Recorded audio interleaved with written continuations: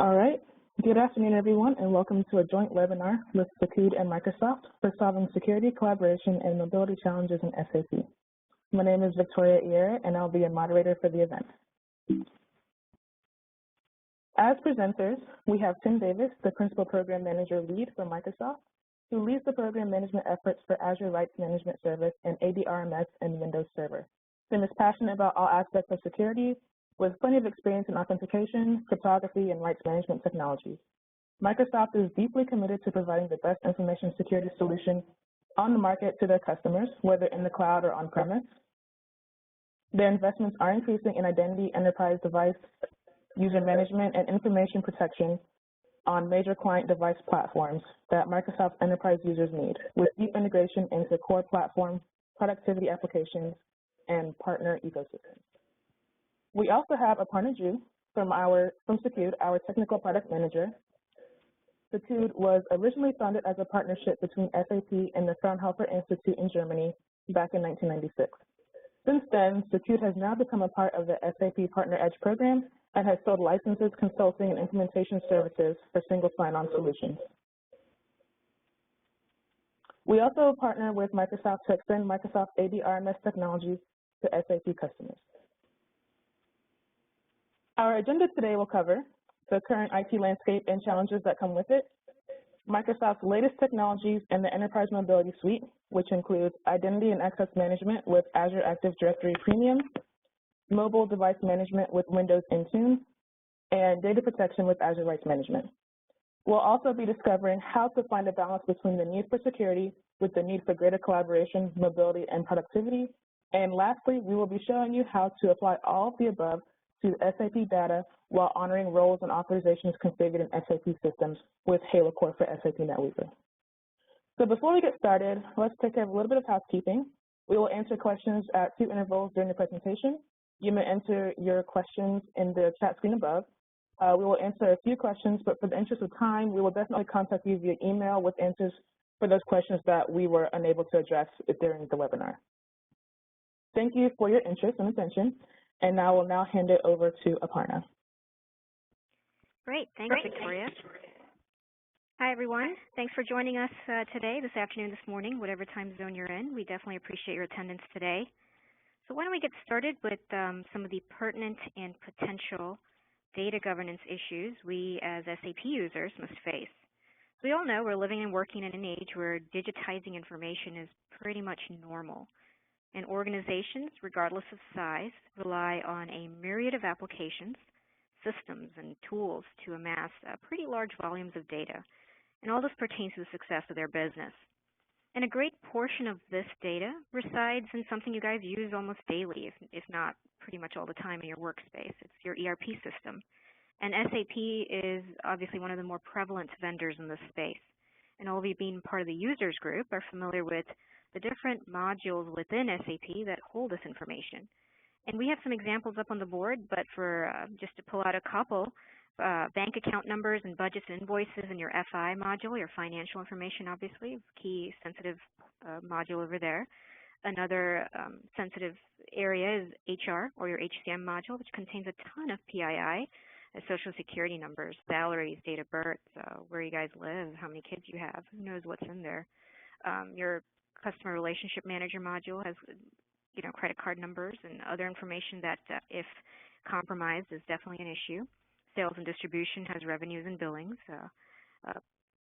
Product planning modules with trade secrets, pricing strategy, and obviously BW, which has a ton of strategic information. So you get the point. It's a ton of sensitive digitized information, and all of it's kind of sitting inside your ERP system. Move to the next slide, please. So what are we doing with all this unstructured data? Well, we're creating it, we're collaborating with it, we're calculating and analyzing it, we're even reporting and sharing it. So this is an age of big data analytics. And you hear this buzzword a lot, along with a couple others like big data, cloud, BYOD. And they're all pretty relevant today for a company to stay current in this technological landscape. And that ultimate goal is to be more efficient at executing that company's strategic goals. All good stuff, increase collaboration, make more informed decisions about your strategy, and hopefully you're staying at the front edge of success. But there is a potential downside to all of this. We're facing a higher risk of data breaches, loss, and theft. And most traditional data protection technologies out there aren't often able to keep up with this new pace of business. So why don't we take a closer look at some of these buzzworthy terms I just mentioned and their impact. There is no stopping cloud and mobility. So here's an interesting fact. SAP has spent more than $13 billion since 2010 on acquisitions, which includes suppliers of web-delivered software for human resources and purchasing. And this has strengthened the cloud capabilities of the world's biggest supplier business apps, which is SAP. And just this past week, the CFO, who was hired on in July, Luka Mucic, said at an event that was promoting SAP's cloud strategy, and I quote, "By the end of the decade, latest, we will drive more revenue from new cloud businesses and software licenses," end quote. And once again, you see on the screen, we have a couple of stats on the prevalence of the cloud mobility platform. So it's definitely a trend that's here to stay. But they've been interesting subjects in the IT department, for sure. You know, some people love it, some people hate it. It depends on which side of the fence you're sitting on, whether you're on the business user side or the IT side making up the policies and securing the whole thing. But most companies in general have been struggling to cope with the planning or executing of this move to the cloud. And in terms of mobility, just the sheer proliferation of all these remote devices with access to the company's sensitive information per whatever BYOD policies in place, it's a challenge unto itself.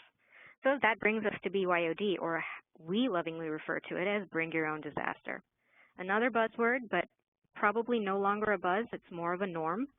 And what it is, it's basically the consumerization of IT.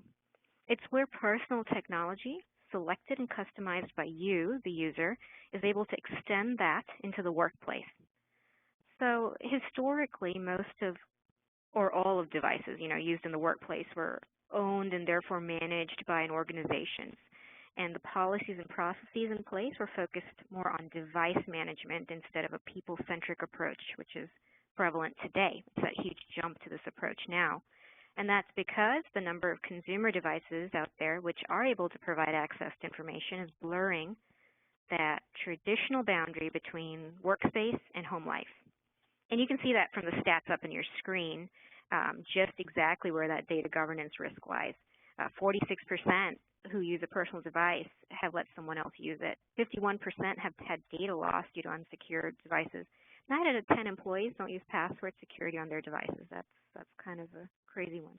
66% who use a personal device for work say their organization doesn't have a BYOD policy. Well, they need to definitely get started. So let's go to the next slide. So now that we've had all this data proliferation and it's accessible anytime, anywhere, on any device, let's share. So the new collaboration, changing the workplace. This is basically a part of this technology scenario we've created for ourselves today. The world is economically flat. Business can be done in real time with global collaboration. And the goals behind all of this is beneficial, like I've been talking about. It's better information sharing, more efficient decision making. However, both internal and external sharing tools do present security risks. And they include risks to the confidentiality of intellectual property and, of course, your business information. So if you're tying this all in, the message is pretty clear. This fast-paced technology landscape is in place to support success of your business. And it's tied to information. And this information is in the form of all this raw data that's being collected, which makes data, raw information, your business's top asset. So how will you protect your top asset? Alongside efficient data handling, effective data governance is pretty much a key concern in security landscapes today, because any sort of pitfall here can lead to potentially damaging consequences to a business's reputation as well as finances. Now, I kind of think this makes it tough for the IT staff, though. So IT departments are challenged. They're challenged to align all this technology with their company's strategic goals, and this is in order to remain competitive. So not only do the IT departments have to be flexible enough to leverage these leaps in digital technology, but you also have to integrate all of this seamlessly across these different platforms you're seeing, as well as securing it, which is the challenge. And any complex security infrastructure out there today has holes. Identifying these holes and the risks associated with them are definitely getting harder. Given this concept of borderless IT that you're seeing up on the screen right now, it's where these parameters are vanishing. These perimeters are eroding, and this is all to accommodate for this new technology ecosystem we've just talked about. So let's put some numbers to what the scenario I talked about. The risk is pretty real. Average cost of data breach in the U.S. in 2014 was $5.85 million. Look at some of the consequences that the companies have faced. Now, we've received all this information from a study done by the Ponemon Institute, and it's their latest study. Reputation damage, lost productivity, lost revenue. But interestingly, if you take a look at the right-hand side of your screen where it says the cause of the data breach, when you think of a data breach, you think malicious attack. You think someone trying to come in there or organization trying to come in there maliciously and steal stuff. And that's true about 42% of the time. Another 30% of the time is human error, which could include negligence or inadvertent loss of data or sharing information by an employee. So that's pretty staggering. So I think on that note, I'm going to hand it off to a representative from our esteemed partner, Microsoft, Tim. He's from Microsoft, and he's going to let you guys see how Microsoft solves some of these challenges I just talked about with their EMS suite, with an emphasis on rights management. And later, I'm going to come back and loop to tie a portion of that back in specifically to address data protection in the realm of the SAP user. So, Tim, it's all yours. Okay, thank you, Brenna. Super happy to be here, and thanks to everyone for joining us. This topic is near and dear to my heart. I work here in the Azure Active Directory team, and we're chartered with all sorts of kind of fun stuff related to device security, user security, data security. So I think we'll walk through a couple of slides talking about the big picture, and then we're going to dive really right into the device management piece of how we do encryption and policy on data and where it travels to. Okay, so this is Microsoft's view of kind of the pillars of what makes a great, sort of security platform. Obviously, these are the platform sort of pieces, not all the solutions. So we look at this as what are the foundations that we need to build into the directory, into the Microsoft stack, whether it's O365 or Azure-based, to make the experience end-to-end a possibility of building upon. So the three pieces here are about devices, identity, and access to information. And obviously, this kind of represents the three pillars of where can I actually do these things from? What are my devices, desktops, tablets, phones? Who I am, all security, in our opinion, is dependent on strong identity. So essentially, what's getting to the user? How do you track them? How do you provide strong authentication mechanisms? How to provide tools to manage those user experiences, and how do you actually connect those things together? So again, the user identity, which is not able to be part of the SaaS application experience, is pretty dysfunctional these days. And of course, the last piece is where we'll spend the majority of our time is on the rights management service, which is how do we apply security to a data-driven model? And I'll point out a lot of differences between traditional Apple or file storage-based model versus actually information document-centric model, and how that makes a lot of sense in a distributed cloud-connected world. Okay, the first piece in the mobile device management strategy, I'm sure something familiar to many of you on the call, is how do we actually bring some of the tools that have been in use in this Microsoft environment in a well-managed corporate desktop to handle the explosion of different device types and experiences the users expect. That applies whether it's a bring your own device or bring your own disaster, as Verna is saying some of that, or it's a corporate provision device. But the same requirements apply, which is users want to use the most convenient device type to get their job done. In fact, they use a variety of device types. They use personal phones, work phones, desktops, laptops, and whatnot. And the requirements are not all that different than what we've actually had in desktop Windows for years, which is how do I provision a user? How do I make sure that device has integrity, is kept up to date, it has the security profile that we need? And how do I get them data they actually need to as well, which is how do I publish corporate data in a sensible way and the applications on these devices? That's kind of getting the user the tools they need on the device of their choice. The second sort of large piece of this is how do I manage this? It's clearly dysfunctional to kind of manage different islands of device functionality, whether it's a some devices on an iOS platform, some on a Windows Surface platform. I think we really want a holistic view of all of the assets in my company and how they're secured, is the right certificates applied, are the right applications deployed to the right place on both user and functional basis as well. And the third is that data, and this is where the requirements have gotten much more complex for us. Again, traditionally in a well-managed corporate environment behind a firewall with a highly secure local area network or highly secure wireless network, you can generally trust BitLocker and some other technologies to Microsoft right to keep the data safe and have some asset control there.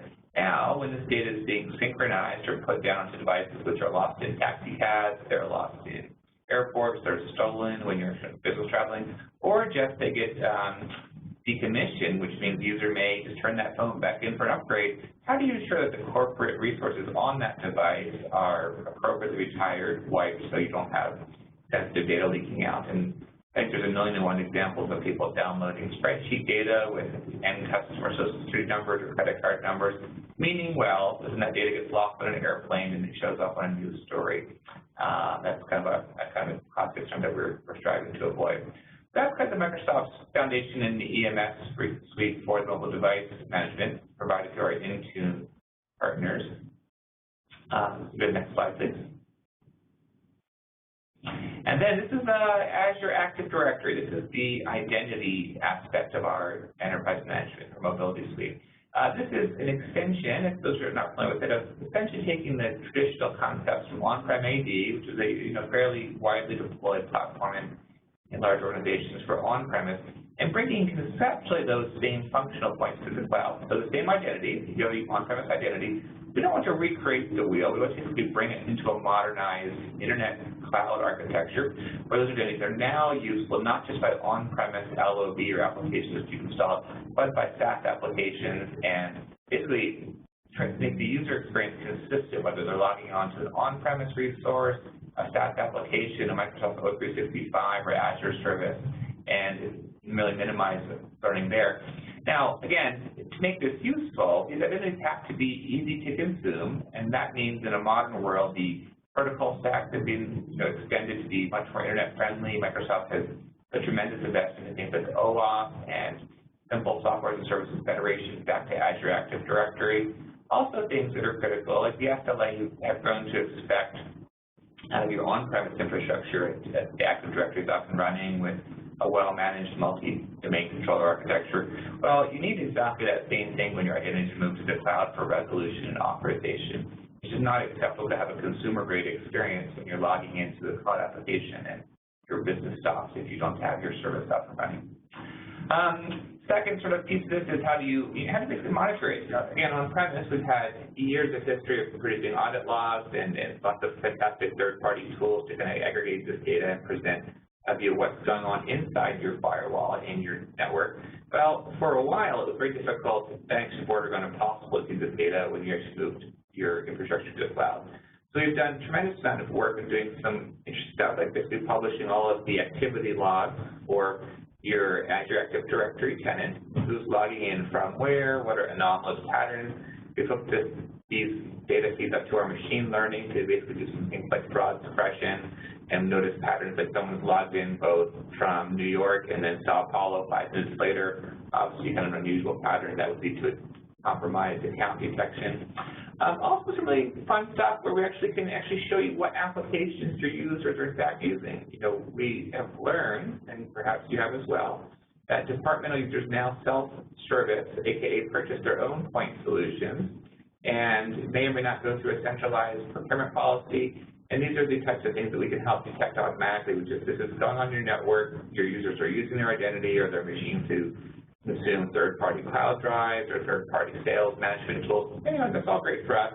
But these are the types of things we can give you use reports or survey reports of what's actually happening in practice versus in theory, and help you then go rationalize those investments on behalf of your department, adding the security features you need, perhaps bringing them into an enterprise license agreement, or just blocking them if they're not meeting your corporate requirements. And also some things that are really just basics these days, multi-factor authentication. That's bread and butter. There's no advanced scenario that we don't think is a multi-factor authentication requirement. And then third piece here is, again, scale out. Both our platform teams, as well as your internal IT team, do not want to have to be in the business of self-service or resetting user passwords or answering calls whether I can actually access X, Y, Z application at what time of day, can I have license to it. So we've built a lot of tools to allow users and departments to self-service their administrative requirements, whether it's just password reset, and that can be done through kind of a simple QA, knowledge check gateway, or other mechanisms, as well as allowing departmental managers to assign licenses, assign permissions to software applications as they see fit without having to go back to central help desk for those pieces. And these are, of course, these are all integrated directly through our identity management product, the SIM product that's been used on-premise for quite some time, and these are all features of the IAM SIM part of our product suite. And next slide, please.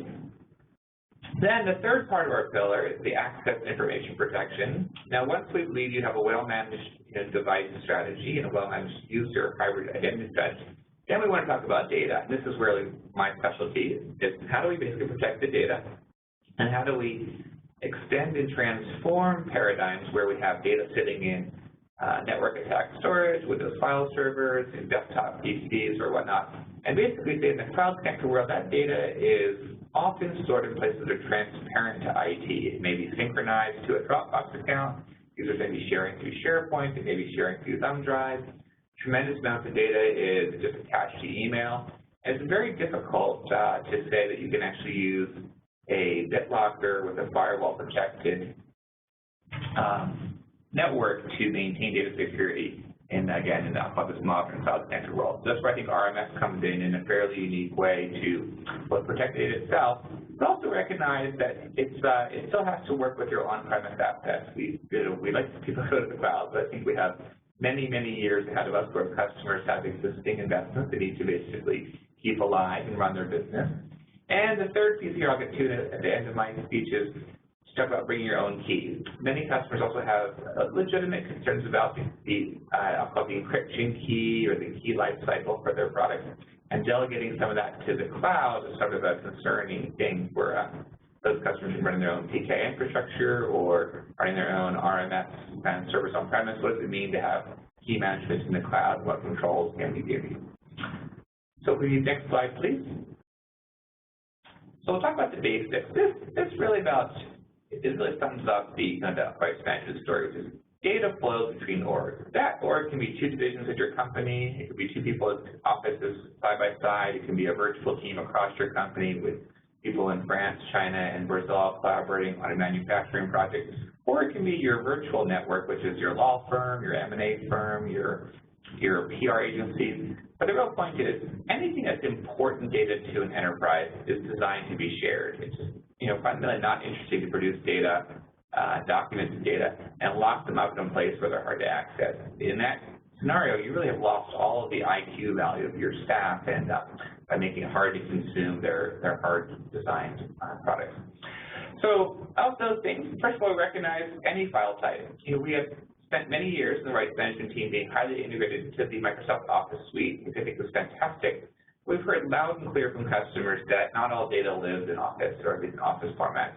Those are things like XML documents. Those are things like CAD file formats. Those are things perhaps like project or Visio files. Those are products that Microsoft has not done deep integration with in the past. Or frankly, any arbitrary file should be protectable with your rights management solution and still maintain all of the common user experiences that people need to get their job done. Second is the cross-organizational collaboration case. We've done a ton of survey data among many of our larger enterprises, and the number one concern about data security has been how does it go between enterprises and how do we maintain that control when it leaves my enterprise? Again, inside your company, data security is important, but you have all sorts of control, and essentially, we hope, users who mean well and are trying to do the right thing. When one of the users shares data across companies, your controls and your enforcement become much more difficult with traditional pieces of traditional technology. Okay, so here's our approach. One, any file type, I just kind of spent some time on that. Two, protect in place and in flight. This means the data shouldn't actually have to live in clear text once you've protected it. That protection, the encryption, the policy should be persisted with your documents, data at rest, in motion, whether in partners, whether they move to cloud drives, whether they're transitioning through O365, Exchange, or SharePoint services, you want to make sure you protect once and then it's sticky and persistent, and you don't have to transcribe that data to get your job done. Third piece, I should share a document with anyone. Kind of my simple mantra is, if I can email someone, I should email them securely. Or if I can email someone, like a business partner, I should be able to give them a secure document attached to that email. You shouldn't have to have a pre-authorized set of people you can share with. Again, I don't know who I collaborate with every day, but I know that if I do collaborate, I want to make sure it's secure without having to go and negotiate between two IT organizations. I want that to be built into my products. Next piece, important application services are what we call enlightened. That means for us, RMS integrated. We believe the best user experience comes when the application natively respects the encryption and policies applied to those documents. For many years, we've focused with our Office colleagues to make sure Office formats of Word, Excel, PowerPoint have deep integration and the best experience for users for rights management built in. We've done a lot of work on PDF in the last year or so. So now we actually have PDF viewers with both our partners and some PDF viewers that we provide directly on Windows and mobile platforms. We have a secure PDF format. We've learned that secure documents are often shared in a read-only sort of fashion, which is collaboration is often done in a live document format, perhaps Office or perhaps other read-write document format, but also when a final copy of a document is prepared, whether it's a 10Q statement or whether it's a press release, it may be rendered into PDF, but you still want to maintain the control and security of who reads that and how the information is used. The organizations, here this middle piece with your varied organizational needs. We recognize that, again, not every workload is in the cloud yet. There are many, many critical core corporate assets that are protected on, or that require protection coming from on-premise. Those can be things like SAP, a topic today where you're going to be running on-premise, but that it may be shared across the internet with your partners. Or if you just do on-premise workloads like Windows files shares that actually need data protection on the sensitive content there. What we strive to do is make sure our deployment topologies work with wherever you have workloads today. We don't do a one-size-fits-all. Then last, this is probably my favorite point, is reasoning over data. What this is referring to is we don't want to make protection hard to consume for automated services. These are things like search indexing, e-discovery tools, journaling and Exchange, any kind of archival tools or other viral, antivirus, malware scanning on email flows. Many traditional encryption solutions have fantastically strong encryption, then the keys have to be kept in a thumb drive or a piece of paper kept in a safe, and there's no way to delegate automated access to that encrypted or protected data to things like your automation tool. So e-discovery becomes difficult. Even things like searching the file that you protected for the particular phrase or content becomes very difficult with some traditional mechanisms. RMS has a fantastic architecture to allow services to participate in the ecosystem transparently. Just you choose which services can access, and they can do automation of those scenarios directly in their service, but maintaining the information security at all times. Next slide, please. So these are the sort of the pieces of the puzzle. The Microsoft Rights Management solution has been in market since late 2003 as a Windows Server role, distributing as AD RMS for many years.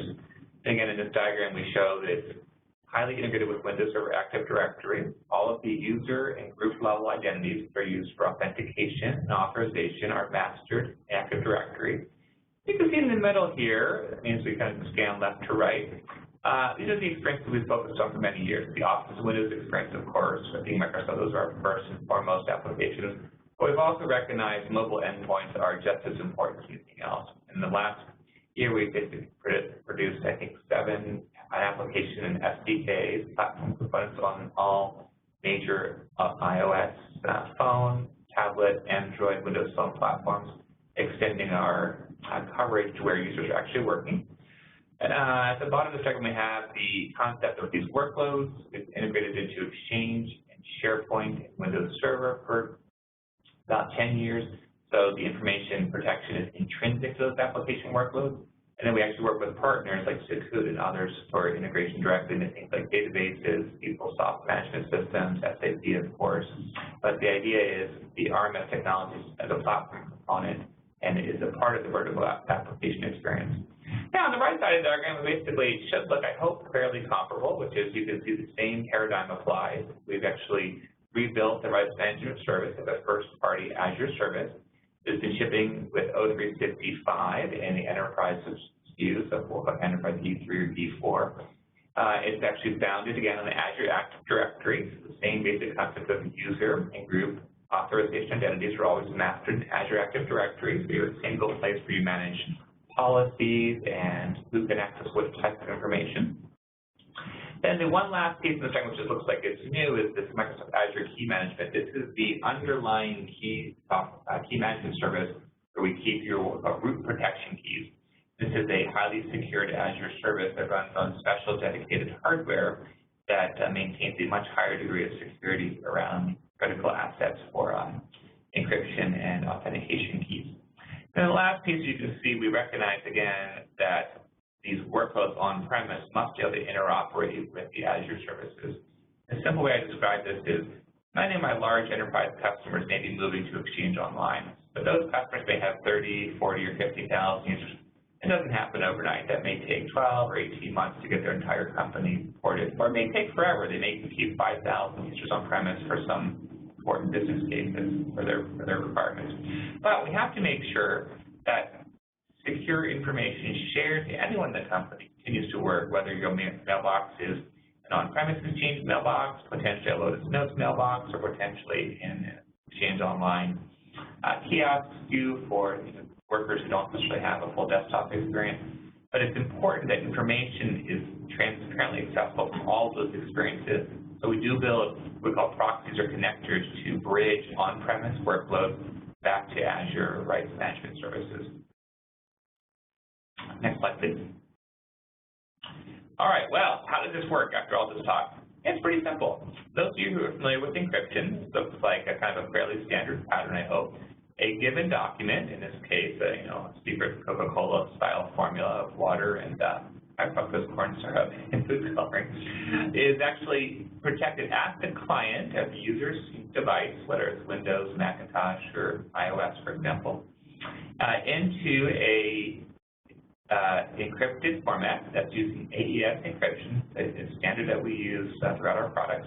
And then the policy is then attached to that document. Now, so far, all this is happening 100% on the user's device or application. None of this data ever goes to the server, and the transformation is quick and simple, which is kind of the add RMS protection. And the policy or the use rights, or what we describe as who is allowed to access data and what can they do with it. The classic things are like for an email, they do not forward. Like I will send this email to you, but I'm restricting your clients from being able to forward this email on to someone else. For documents, some of the typical policies that customers apply are things like you can't print this document, you cannot edit it, you may not be able to share it further. It's really an arbitrary set of things that can be different, can be done on a policy by policy basis. So you may have financial filings that are restricted to the finance department or your CPA audit team. You may have medical scenarios if you're a medical company where only medical staff can see patient documents, but your finance staff can look at patient billing records. So you can define your own policies. Now, the important part is those are all embedded into the document. So when this document then flows from one user to another through email or a cloud drive or some other mechanism, that policy travels with the document. So that's kind of the interesting thing about the RMS technology is it's not bound to the container. The document itself is what we call self-describing. And the last piece is, from an enterprise standpoint, it's essential to maintain access to the content in the event an employee leaves or you have an e-discovery or some other reason why you as an IT department need to have full control over any documents that are protected in your company. So each of these policy and keys is protected by a what we call root protection key. That is an RSA type of public key. It's a 2048-bit key, and that locks the policy in a secure fashion with your own public key, which of course you maintain secure access to as an IT department. That is never exposed to any end user. Next slide, please. Well, obviously, everything that you encrypt needs to be read at some point in time.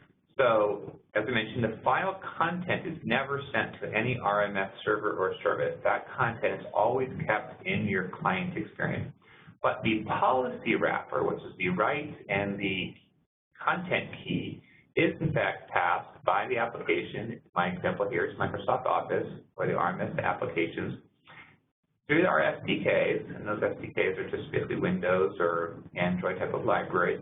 And that entire transaction is then hosted by the rights management server, whether it's on-premise or on Exchange. And that's where the authorization decisions are managed, and that's essentially where the user's authentication token is looked up, the policy is checked. If that user has rights to the document, we return back the information required to decrypt it, and of course the mask or the rights mask of what they can do with it. And that's the, can they print it, can they edit it, can they save it, can they forward it?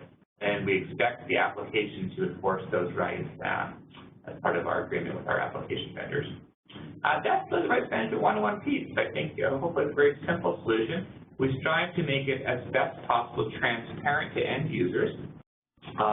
We produce extensive SDKs for both our internal developers at Microsoft as well as our partners like SECUDE and others to be able to integrate the experience into the relevant pipeline. And again, we believe if protection is difficult or challenging, users just bypass it. So we have, I think, an especially challenging or especially large challenge for us to make the security applied not impede people's ability to get their job done, but actually help them get their job done, and while still maintaining kind of the best practices with their IT department and staff. I think that is about all I have for today. I'm happy to take questions at the end of the presentation. I think there's a few questions perhaps that were teed up here as we transition. Thank you, Tim, for that great information. Looks like we have one question about rights management. Once an authorized user unlocks a protected file on his computer, does it remain unlocked? That's a great question. So when a user actually opens a document that's been rights management protected, data is obviously presented to them in clear text, so it's readable, it looks the same as it would if it was unprotected, but it is never saved back in clear text. So when the file is saved, it's always saved in the encrypted protected form. So only during the active session, the user's working on the document is it viewable. Whenever it's saved or sent or forwarded on, the protection is always maintained and the document is kept in secure form. Thank you, Tim. We're going to go ahead and move on to the next section. Parna?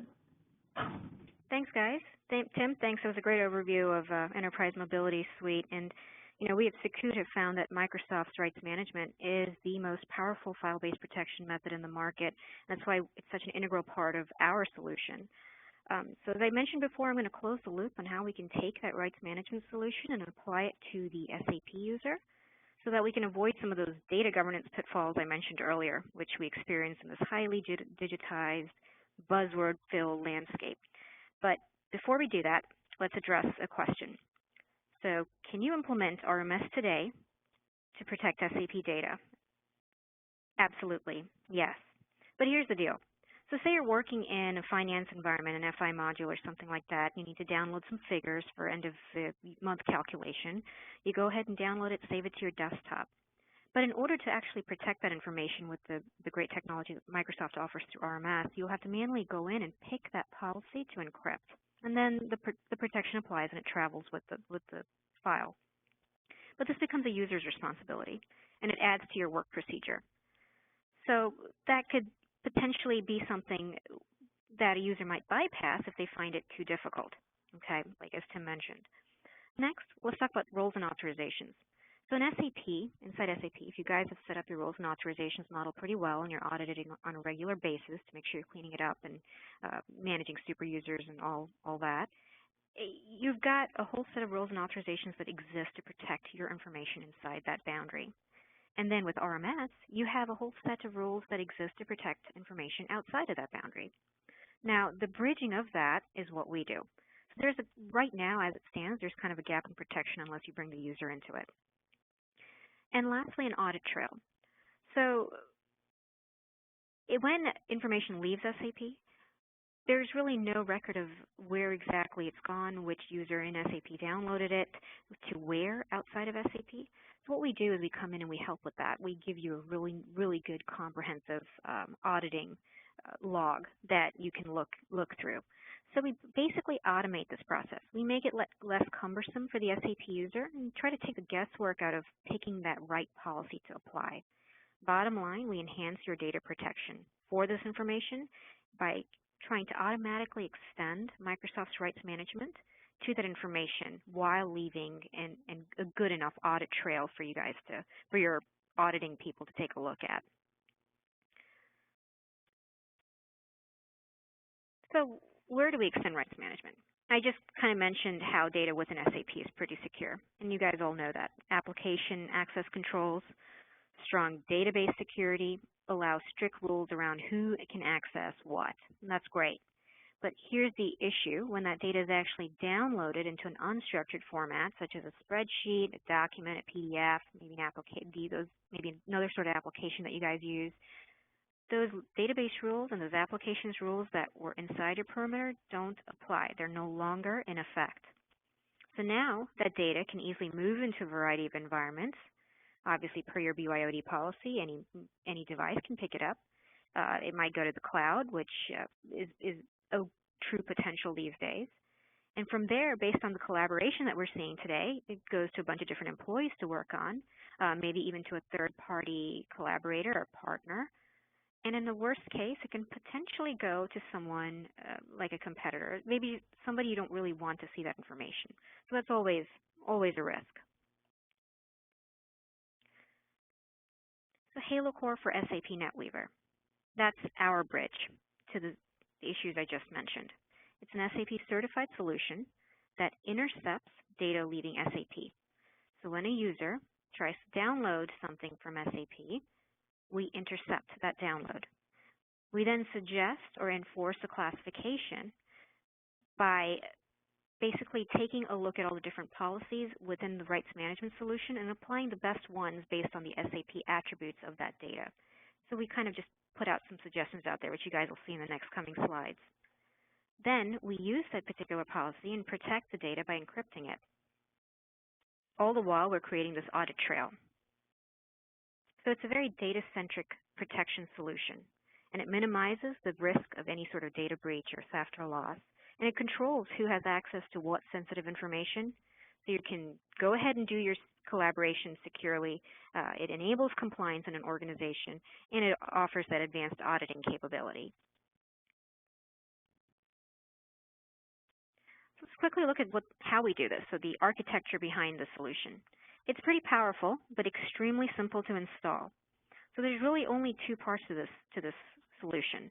There's the Halo Core SAP add-on, which is nothing more than an ABAP add-on, and it sits on the SAP NetWeaver ABAP application server. So that's what intercepts the user's request to download data. It then sends that file that's trying to get downloaded to the Halo Core server, which is the second piece of the component, second component of the solution. And that has a local RMS SDK on it, and it talks to the Microsoft Active Directory and RMS to make sure that it gets all the necessary cryptographic information, make sure that the user's inside the Active Directory is a viable user, and it protects that information. And that's really it.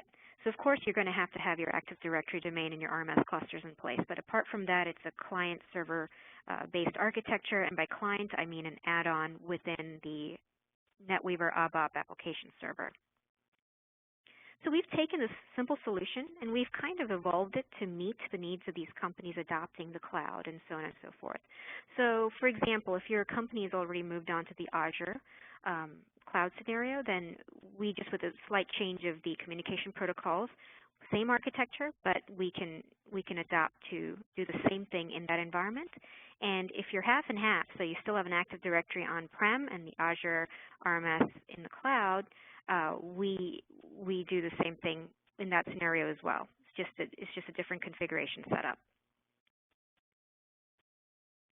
So I'm going to quickly pull through the features of this solution. One, obviously encryption. So this is data-centric protection. This is your file-based protection. You protect once and at the source, which is at the data level itself. So each file downloaded from the SAP NetWeaver-based application is protected with this strong encryption. 2, fine-grained access policies. So this is extremely configurable. The whole solution is pretty configurable. So your policies can be as fine-grained or as broad as you want it to be. So for example, if you want to just create a couple of policies that say for your eyes only, the department you're working in, the company, and maybe some third parties or a partner or something like that, you can just have 4 or 5 policies in place for your whole organization and make it pretty simple. Or you could go as fine-grained as possible, finance for North American East Coast or something like that, and do it that way as well. 3, security that travels. So basically, once that document's protected, it doesn't really matter if it's at rest or if it's traveling. Anywhere it goes, it's got that policy embedded in it protecting it. So it's persistent. It's persistent data-centric protection. 4, advanced auditing and reporting. I'm going to show you a couple slides in the back of how that particular log tool kind of looks, but it does leave a complete audit trail of all the download activity coming out of your SAP modules. So what does this look like for a typical SAP user? What you're seeing on your screen right now is the UI, and that's the HaloCore UI. That's what pops up when someone goes in to say, download this information. So it's all configurable. So if you do not want to see certain aspects within this UI, you can go in and configure it, or the admin can go in and configure it so that you see only certain things you want. For example, if you don't want to see a Save Unprotected button, we can do that. Or if you don't want to have a My Policies tab, we can do that as well. But basically, there are 4 ways a general user can protect their information that they're trying to download. Number 1, what you're seeing on the screen right now says Company Policies. So this is a pre-filtered list of policies that HaloCore suggests. That's that suggestion mechanism I kind of talked about earlier. So what ends up happening is, say you're downloading some financial information, HaloCore is going to take a look at some of the attributes. It'll probably look at the where it's coming from, the module, the application component, maybe the user group, certain attributes of that nature, transaction code, and then it picks or it suggests a couple of policies that would probably fit best. So it kind of takes the guesswork out of what policy goes where. And the user can then choose the policy that applies. Could you go back one more slide, Victoria? So the user can choose the policy that applies. Now, you can also see all the policies that you have in place by, on top, if you see the list of policies has been automatically filtered. Click here to view all. You can see everything that's been created as well. The second way you can protect information is creating your own policies. So for example, if you have the authority to do so, you can create ad hoc policies for, say, a project that you're working on that might take special considerations and needs cross-functional input from team members that don't usually reside on a certain policy. Create your own policy, and then every time anything from that project comes up and you want to download it, you can apply that protection, that ad hoc protection, and then move forward. Number 3, you can choose to save it unprotected. Yes, we do have that option. However, HaloCore will pop up, will kind of ask you for a reason as to why you're doing so. And that reason is also going to be logged in the audit trail. Number 4, you don't have to do anything at all. So this whole process can be transparent. The user doesn't even have to see this UI. So if your company already knows that certain policies apply to certain functional groups or something like that within the company, or if it's a company-wide policy, for example, then that can all be done in the background silently. So every time the download happens, the protection applies. So here's the auditing capabilities I talked about, and that's the second feature of HaloCore besides the protection piece. So it's a standard ALV grid. You can choose it and configure it whichever way you want, as you can see here. It's pre-configured. So we ship HaloCore with a pre-configured basic map. And what I mean by that is, for example, a PLM will map to the domain logistics and engineering. Payroll, we determine payroll probably maps to something confidential, obviously, and in HR. Now, once again, that fine-grained control feature, you can go in there and change these mapping orders to as fine-grained as you want it to be to get what you need out of it, to personalize it and customize it for your specific organization's needs. So let me show you what this looks like. So now we've customized it. We got what we want.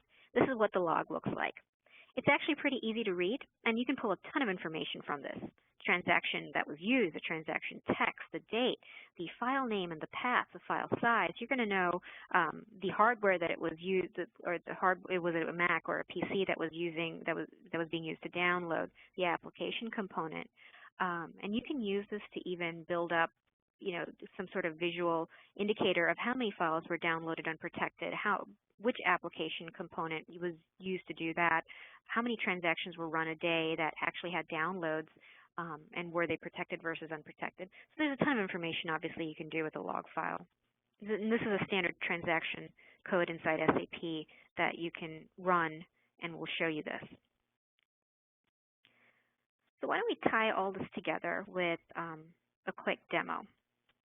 So this demo we've done in the HR environment, and it's a short clip, and it really just shows you what the user experience looks like when HaloCore is being utilized to persistently protect information being downloaded from SAP, and in this case, it's an HR module.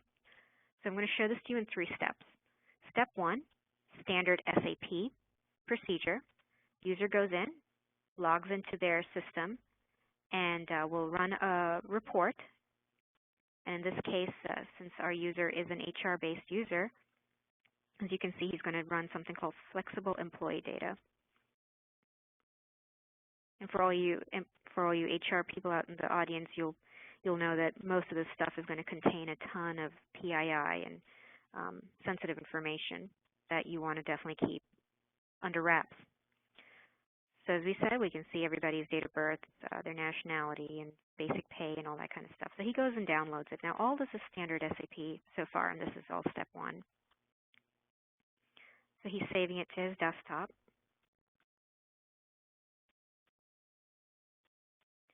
Now, once he does that, we come to step 2 of the clip. And step 2, and if you could pause here for a second, Victoria. Step 2 is with the HaloCore user interaction. This is the exact same thing you saw in the couple slides before about what the UI looks like. You can continue to play, that's fine. So what I wanted to show here is that in this case, HaloCore suggested a couple of internal policies under the My Policies tab. Now, our user is going to go ahead and choose that policy. Now, step 3 is how this protected document looks when they open it up.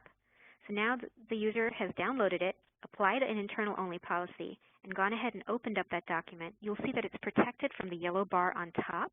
It says internal read only. And then if you want to see exactly what the user can do with that particular information, the user opening this document, you can see, can view this document, cannot edit it, cannot copy it. He can print, but he cannot save or export. So basically, certain attributes were taken away from him. So it's a selective functionality denial of these operations based on the RMS policy that was chosen to protect this information. And that's really it in a nutshell. It's a very, very simple process. Okay, and with that, I think let's see if there are any questions from the audience. Hi, partner. We have one question here. Do you have to install HaloCore on every user machine? Oh, great question. Okay. So to explain this, Victoria, do you mind going back to the architecture slide? It's the first architecture slide that we were talking about.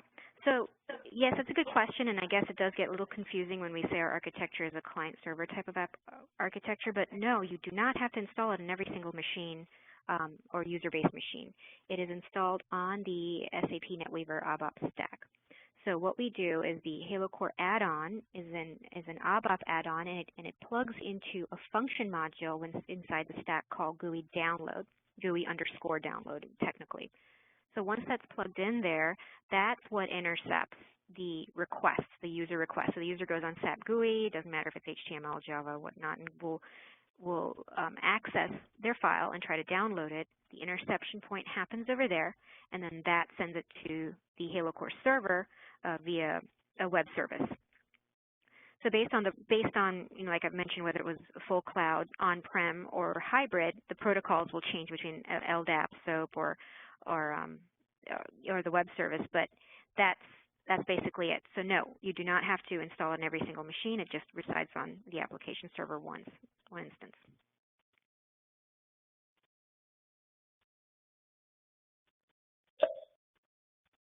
Okay, if we have any more questions, now would be the time to send them in.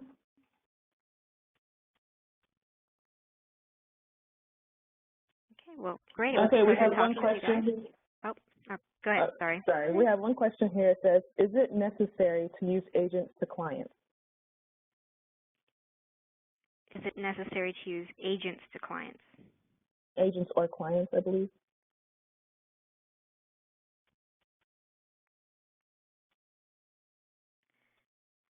Could we get some more elaboration on that one?